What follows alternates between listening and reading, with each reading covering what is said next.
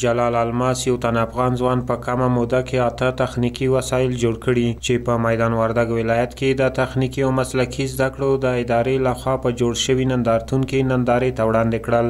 دا سکاوټر خو چې دی د برق نه کار کوي او د برق باندې هغه کار کوي لکه رښتیا سکاوټر چې دی ټول مغه کار نه کوي، یعنی هیڅ نیمګړتیا په دغه سکاوټر کې تر اوسه پورې نشته. چینه‌دار سکاوټر دی او ظرفیت یې ته 1 من وزن پورته کولی شي.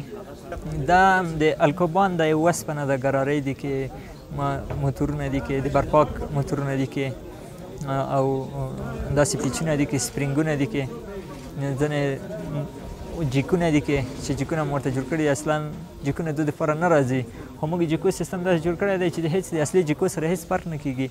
نو جیکونه د هغه نه ورته جوړ کړي دي، ګاسي کاري کړي دي، د سراچې د ډالۍ جیکونه دي. هغه نم سیستم نه ورته جوړ منځ کې وشلونه ورته کارولي دي، د وشلونه چې دي هم د اصلي چرم دي، هغه وشلونه ورته کارولي دي. نو د دواړو طرفونه کولی شي د دوخه نه وای کوم ورشي وځي او د دوخه نه وای کوم ورشي کش کوي، دواړه کارونه کولی شي. نو موږ د همدو دپاره اوس فلحال د کوشتپې په کانال کې موږ 4000 ماشینري په کار ده کار کوي او ماشینري هلته ځینې ډېر خرابوالی کوي. نو موږ کولی شو د همدو د هېواد د خدمت دپاره، همداسې کانالونو دپاره، د سرکونو دپاره، د کانونو د ایستلو دپاره کولی شو د افغانستان دپاره د خدمت وکړو یا خارج ته انتقال کو، وسایل جوړ کو. که چیرې زمینه مساعده شي نو موږ کولی شو د ټول هېواد او د ټول مملکت دپاره نو یو لاسته راوړنې ولرو او تولیدات ولرو. زه چې ډېر کوچنی یم نو دا ذهنیت ما سره پیدا شوی و. ما به د اول لومړنی اختراع د ما چې وه اسکاوټر و چې جوړ مې کړو، نو هغه د موږ کلي ته راغلی و اسکاوټر کار یې کولو. ما سره ذهنیت پیدا شو چې دا په سره کوم کار کوو، څومره وزن پورته کوي، هلته ډېرې غټې تیږې پورته کولې. کوشش مې وکړو 2 میاشتې وروسته مې دا اسکاوټر جوړ کړو په دومره حالت کې چې یعنې په وخت کې وضعیتونه هم ډېر خراب وو. په وخت کې مو 2 میاشتو کې مې جوړ کړلو.